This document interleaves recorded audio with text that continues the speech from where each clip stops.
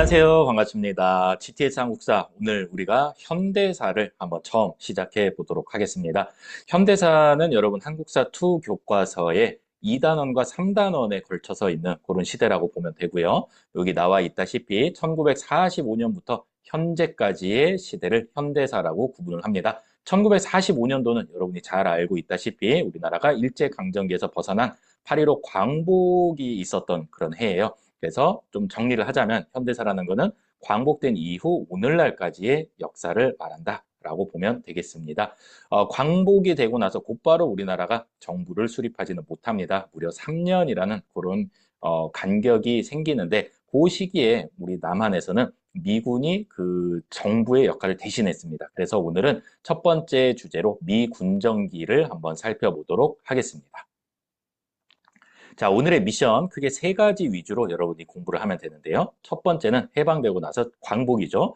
정부가 수립되던 그 3년 사이에 정말 많은 사건들이 일어납니다. 그 사건들의 순서를 잘 알아두기 바랍니다. 순서라 그랬어요. 연도가 아니고 순서를 알아두는 게 중요합니다. 두 번째는 그 중에서 있었던 모스크바 3국 외상회의, 줄여서 모스크바 3상회의의 내용이 무엇이고 그 영향이 어떻게 전개가 됐는지를 살펴보기 바랍니다.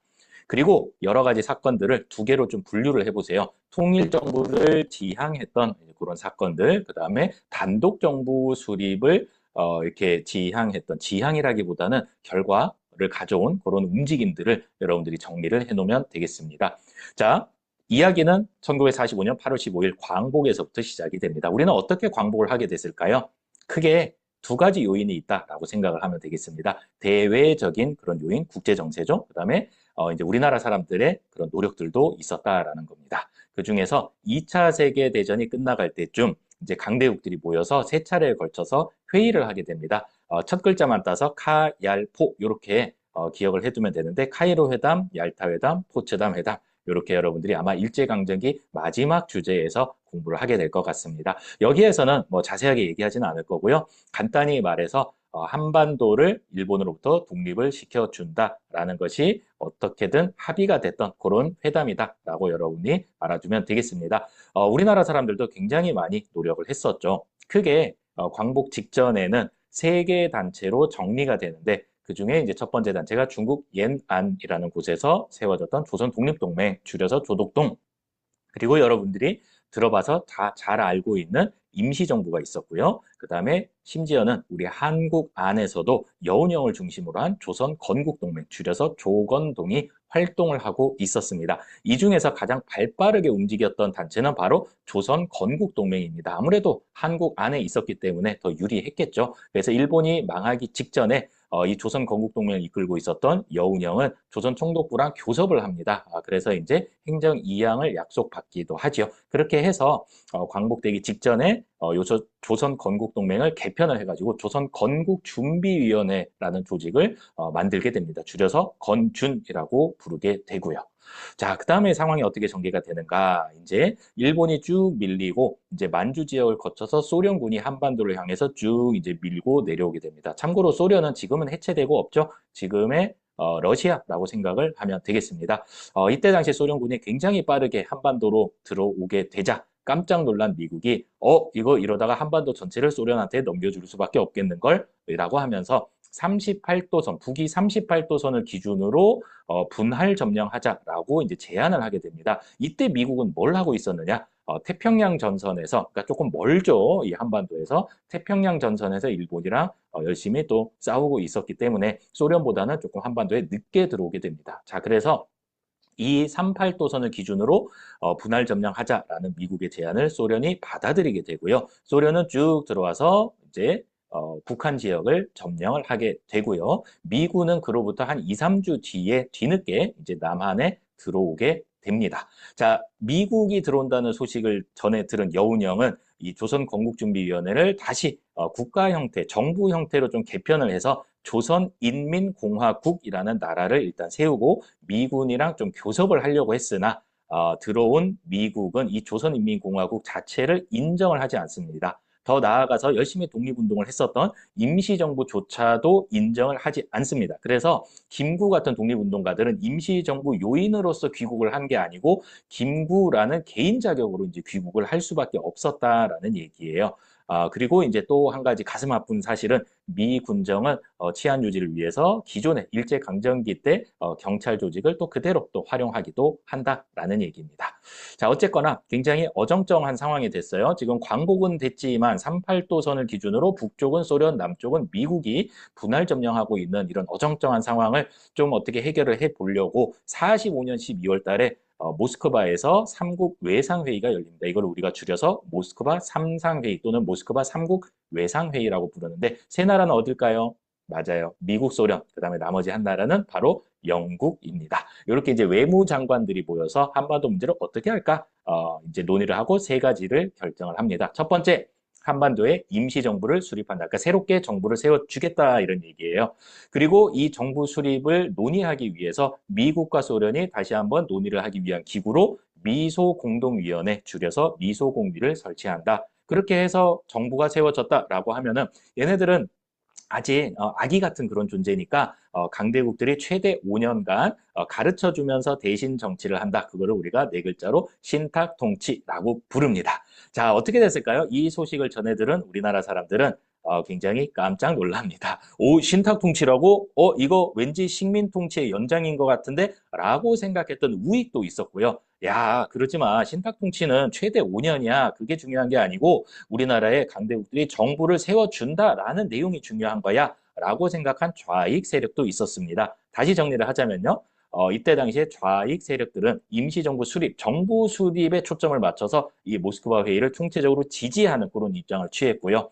반면에 이제 우익 세력들은 요 신탁 통치에 꽂혀가지고 반신탁 통치, 줄여서 반탁 운동을 전개를 하게 됩니다. 그러면서 이제 한반도에는 좌익 세력과 우익 세력의 대립이 굉장히 심해지는 그런 모습을 볼 수 있습니다. 굉장히 안타깝죠. 힘을 모아서 통일 정부를 수립을 해야 되는데 시작부터 첫 단추부터 좌파와 우파가 서로 싸우고 있으니 이때 어떻게 될까 참 안타깝습니다. 자, 어쨌거나 모스크바 삼상회의의 결정에 따라서 미소공동위원회에서 미국과 소련이 협의를 시작을 하게 됩니다. 한반도에 어떻게 정부를 세울래? 라고 이제 합의를 하는데, 좀 이게 속셈이 달라요. 동상이몽이라고 하죠. 소련의 입장에서는 자신들에게 유리한 단체들을 데리고 협의를 하려고 해요. 그래서 요 신탁통치 반대 운동, 반탁 운동을 벌이고 있는 이 우익 세력들은 제외하고 정부 수립을 위해서 협의를 하려고 합니다. 그런데 미국도 입장이 똑같거든요. 자기들에게 우호적인 정부를 세우고 싶었던 거예요. 그런데 이 좌익 세력이 소련이랑 친했다라고 하면은 이 우익 세력은 미국이랑 친했거든요. 그러니까 미국 입장에서는 어떻게든 이 우익 세력들을 같이 끌어들여서 협의를 하려고 합니다. 그래서 이 참가 단체, 협의를 위한 참가 단체를 범위를 어디까지를 둘 것이냐를 놓고 소련과 미국이 입장 차이를 좁히지 못하게 됩니다. 그러면서 1차 미소공동위원회는 무기한 휴회하게 됩니다. 그러니까 쉬어지게 됐다라는 얘기예요. 그때 대통령 되기 전에 이승만이 전라도 정읍에서 엄청난 폭탄 발언을 합니다. 지금 미소공동위원회가 휴회가 됐고 다시 열릴 기미가 보이질 않으니 일단은 남한만이라도 정부를 수립을 해야 된다라는 정읍 발언을 하게 됩니다. 모든 사람들이 깜짝 놀랐죠. 우리가 따로따로 정부를 세운다고? 그게 말이 돼?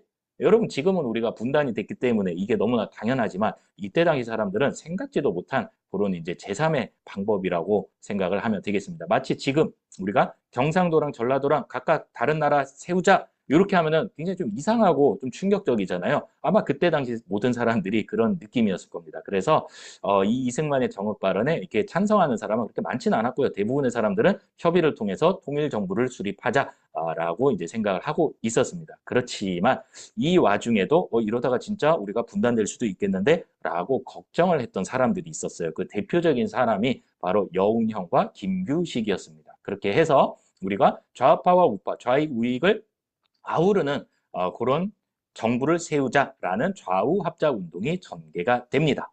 자, 여기서 잠깐 스톱하고요. 이 당시에 한국의 정치 상황을 좀 살펴볼게요. 정치 세력. 자, 먼저 좌익 세력이 있습니다. 좌익 세력, 뭐 공산주의, 사회주의 이렇게 보면 되는데 대표적인 인물이 이제 박헌영이라는 사람이 있었고요. 그 다음에 지금 김정은, 북한 김정은의 할아버지였던 김일성, 이 대표적인 그런 좌익 세력이라고 보면 되겠고요. 참고로 요 김일성은 이때 당시에 북한에서 이제 지도자 역할을 하고 있었습니다. 자, 그 반대편에는 이제 우익 세력들이 있겠죠. 임시정부를 이끌었던 김국 대표적이고요. 그다음에 이제 미국에서 귀국한 이승만, 여러분이 알고 있는 그 이승만입니다. 대통령 되기 전에 이승만이요. 자, 이렇게 이제 좌익 우익만 있었느냐? 그렇지는 않습니다. 요 중간에는 이제 중도파도 있었는데 중도 좌파와 중도 우파 이렇게 이제 또 나눠서 볼 수 있습니다. 조금 온건한 좌파와 온건한 우파라고 볼 수 있겠죠. 뭐 대표적인 중도 좌파라고 하면 여운형이 있고요. 그다음에 대표적인 중도 우파는 김규식입니다. 자, 이렇게 중도파인 여운형과 김규식이 미 군정의 지원을 받아서 전개했던 운동이 좌우 합작 운동이다. 이렇게 생각을 하면 되고 이들의 최종 목표는 우리가 따로따로 정부를 세우지 말고 통일 정부를 세우자라는 것이었다는 것을 꼭 기억을 해두기 바랍니다. 자, 이 좌우 합작 운동 이제 협의를 통해서 좌우 합작 7원칙을 발표를 하게 되는데요. 뭐 가장 기본적인 거는 미소공동위원회를 재개를 해서 통일정부를 수립하자 뭐 이런 것들이 있고 친일파 처단, 뭐 토지개혁 등등의 내용들이 있었습니다만 좌파와 우파에서 곱게 보지 않아요. 원래 그렇잖아요. 중립을 지키면은 양쪽으로 또 공격을 받듯이 이 좌우합작 운동도 좌파와 우파 사이에서 이렇게 좀 낀 그런 상태라고 보면 되겠습니다. 그 와중에 미국 대통령 트루먼 독트린을 발표를 하면서 냉전 체제가 이제 본격적으로 시작이 됩니다. 그런 와중에 미 군정이 이제 지원을 철회, 이제 너네 지원 안 해라고 이제 지원을 철회를 하기도 하고요. 그다음에 이제 극우파에 의해서 이 운동을 추진하고 있었던 여운형이 암살당하는 안타까운 일이 벌어집니다. 그러면서 좌우합작 운동은 흐지부지 끝나고 맙니다. 자, 이 와중에 2차 미소 공동위원회가 열렸습니다만 이야기가 잘 됐을까요? 잘 되지 않습니다. 그래서 아예 결렬이 돼버리고 맙니다. 그러자 미국은 이 한반도 문제를 유엔 총회에 이제 맡겨버립니다. 그리고 여기에서 뭐가 결정이 되냐면은 남북한 총선거를 통해서 결정을 하자. 근데 총선거라는 거는 인구 비례에 따라서 한다. 이렇게 된 거예요. 그러니까 인구가 많은 곳이 유리하다라는 뜻이 되겠죠. 그러면 한번 생각해 보세요. 남한이 인구가 많습니까? 북한이 인구가 많습니까? 남한이 인구가 많죠. 그 말은 북한이 이 선거를 통해서 좀 불리할 수 있다라는 느낌이 딱 드시죠? 그래서 그때 당시에 북한을 장악하고 있었던 이 소련은 이 제안을 거부를 하게 됩니다. 자, 소련 반대로 인해서 이 유엔 총회 결정이 실행될 수 없게 되자 유엔 소총회 조금 작은 총회를 다시 한번 열게 되고요. 여기에서 엄청난 것이 결정이 됩니다. 그렇다면은 선거가 가능한 남한만이라도 먼저 선거를 해라라는 사안이 결정이 됩니다.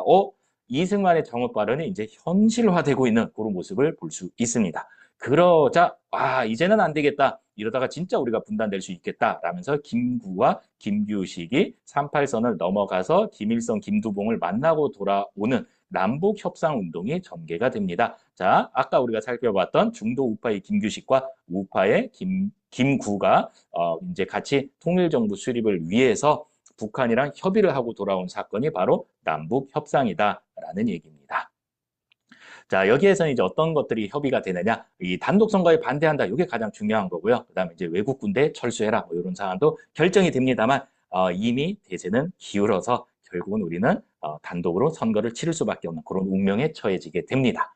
자, 요 비슷한 시기에 제주도에서는 제주 4.3 사건이 일어나게 되는데 제주도에 있었던 좌익 세력들이 이 단독 선거에 반대하면서 무장 봉기를 하게 됩니다. 그러자 이제 군대가 출동을 해서 진압을 하게 되는데 이 진압하는 과정에서 전혀 이 봉기랑 상관없었던 제주도민 그러니까 주민들이죠. 이 주민들을 무차별 학살하는 안타까운 일이 벌어지기도 합니다. 얼마나 많은 사람이 희생당했냐면은 제주도민의 그때 당시 한 3분의 1 정도, 또 많게는 한 2분의 1 절반 정도가 희생당했다라는 이제 그런 기록도 남아 있습니다. 자, 이런 상황에서 48년 5월 10일 우리나라 최초의 보통선거인 50 총선거가 실시가 되고요. 여기에 따라서 우리나라 정부가 48년 8월 15일에 수립되게 됩니다. 굉장히 3년 동안 많은 일들을 겪고 나서 결국에는 우리나라 남한 단독 정부가 수립이 되는 그런 모습을 볼 수 있습니다. 자, 한편 이때 당시에 제주도에서는 여전히 이 4.3 사건이 진행이 되고 있었어요.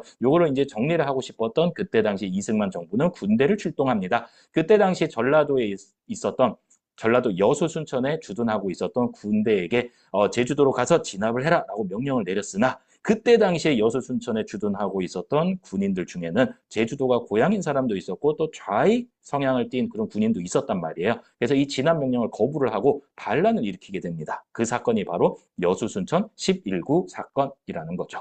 진압 거부 군인들에 의해서 일어났던 사건이고 이때 당시에 이 여수 순천 11구 사건을 진압하는 과정에서 또 이 지역에 또 많은 주민들이 희생당하기도 했었다라는 얘기입니다. 자, 지금 광복되고 나서 3년 동안 정부가 수립될 때까지의 그 3년 시기를 우리가 살펴봤는데요. 아까 선생님이 처음 시작할 때 했던 얘기 기억나죠? 순서, 그다음에 모스크바 3상 회의, 그리고 이제 여러 가지 요 사건들이 있잖아요. 통일 정부를 지향했는지 아니면은 단독 정부 수립과 관련이 있는지 좀 두 개 파트로 구분을 하면 좋겠습니다. 자, 수고했습니다. 안녕.